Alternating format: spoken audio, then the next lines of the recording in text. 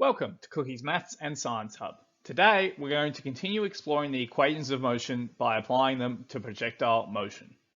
So, just a quick refresher, we've got our three main equations of motion, that is v equals u plus at, v squared equals u squared plus 2as, and s equals ut plus half at squared. Remembering what those letters mean, s is our displacement, u is our initial velocity, v being our final velocity, a is our acceleration, and t is our time. We'll need to use all of these equations when solving some of these projectile motion problems, so make sure to keep them in mind. So what is projectile motion? Maybe you've heard the term projectile before and thought about something you've thrown, and that's pretty much it. A projectile is an object upon which the only force acting is gravity. There's a few key concepts we need to understand for projectile motion. We can observe the following. Horizontal motion, that is motion on the x-axis, or left to right one might say, is constant, meaning that whatever speed it's moving at stays the same the whole time. It doesn't accelerate or decelerate. It doesn't speed up or slow down. So we can say our acceleration is equal to 0 on the horizontal motion. Vertical acceleration is constant. That is how fast it's going up or how fast it's going down. This is because the acceleration is equal to gravity.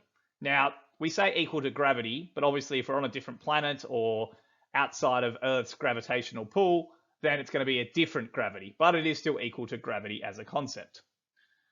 Horizontal and vertical motions are independent of one another. That means we can calculate them separately. The only thing they share is time. Whether that's the time you throw it or the time you drop it, it's going to be the same amount of time. Now, in today's video, we're only going to look at situations where either the initial velocity vertically or the initial velocity horizontally is 0.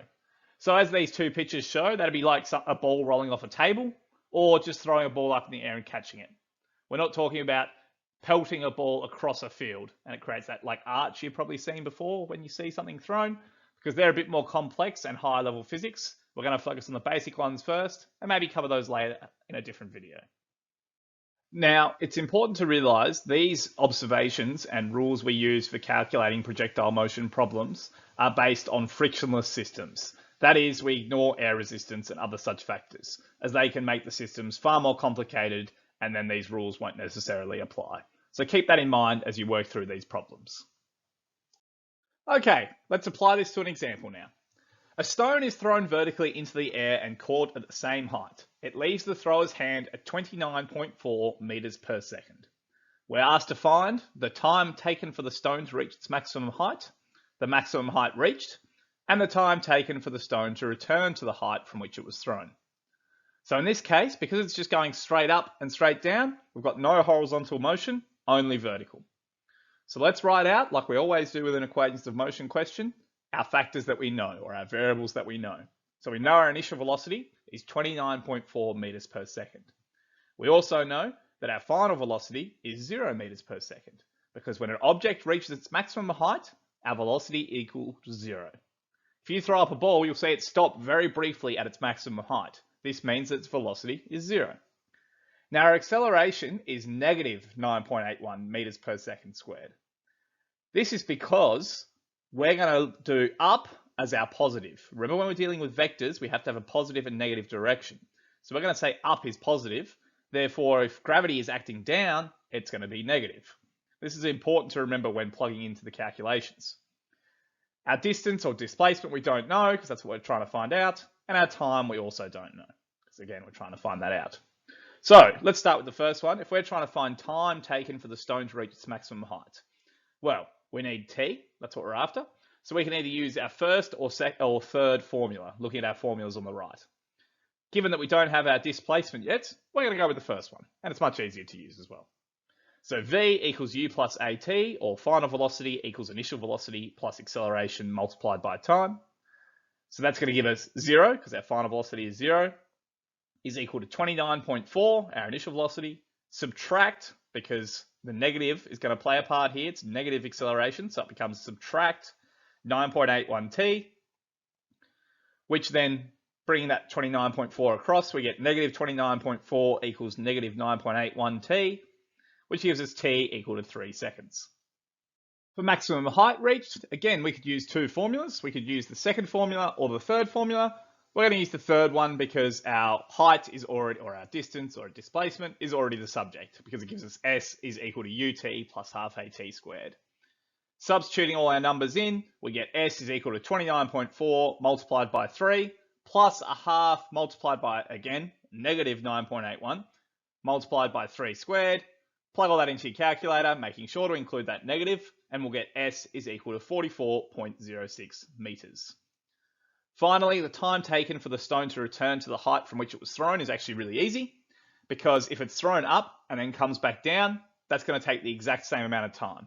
So we know that it took 3 seconds to reach its maximum height, so it's going to take 3 seconds to fall from that height back to where it was. Therefore, the total time is 6 seconds.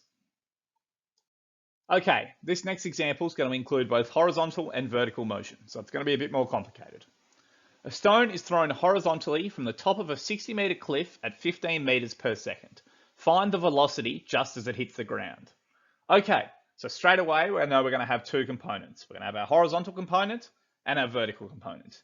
As you can see in the diagram, it's only got horizontal to start with, but it's going to build vertical as it goes down. So we need to make sure we write out our terms for both horizontal and vertical, because they are independent of one another. So our horizontal, we know our initial velocity is going to be 15 meters per second, which means our final velocity is also going to be 15 meters per second. Because remember, horizontal motion is constant, which means acceleration is 0. That means it can't go up or down, which also allows us to write that our acceleration is 0 meters per second squared. We don't know our distance and we don't know our time.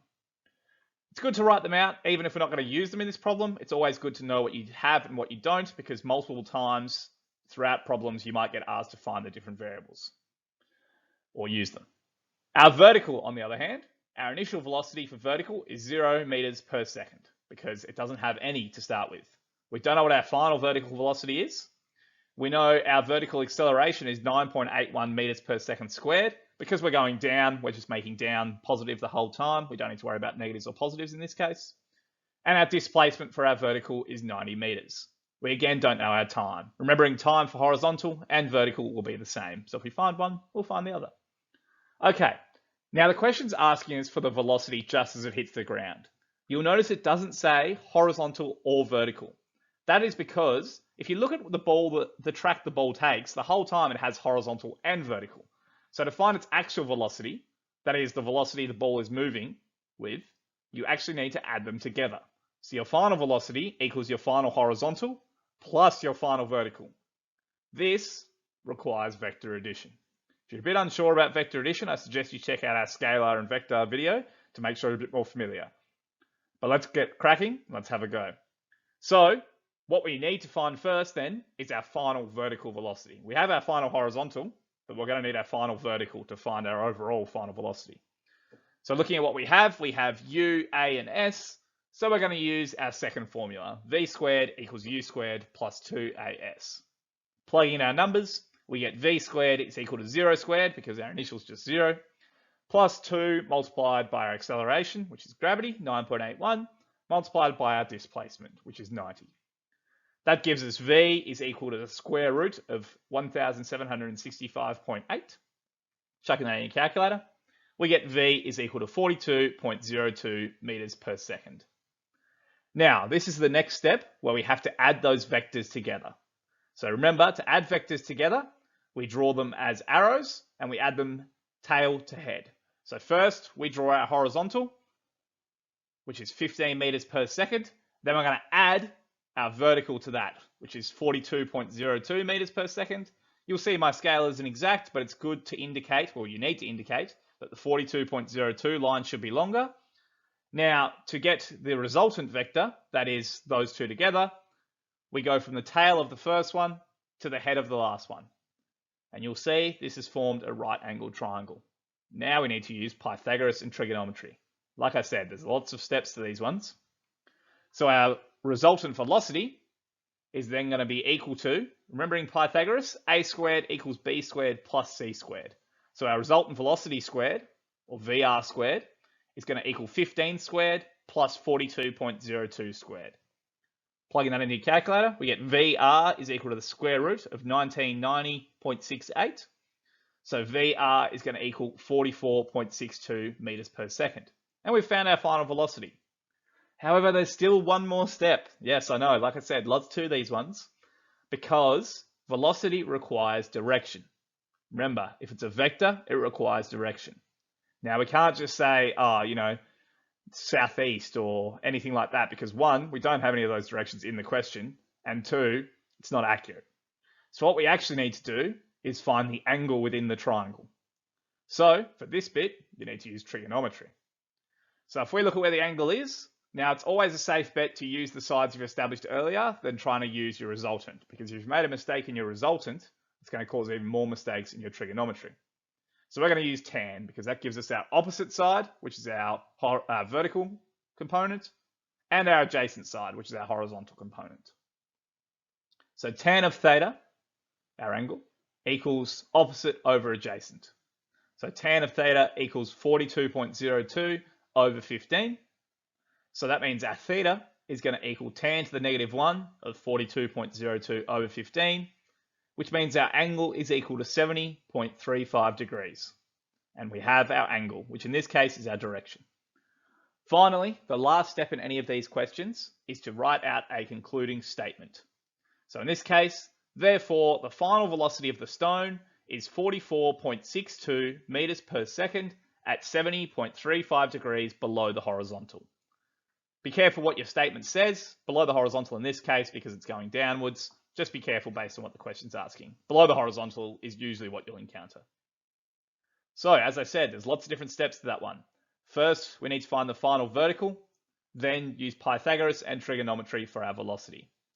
Now, this is only one example of these types of questions. They will ask you to find the other unknowns at times, but if you follow the steps clearly and make sure you identify your horizontal components and your vertical components, it should be pretty straightforward. You've just got to be careful with your maths.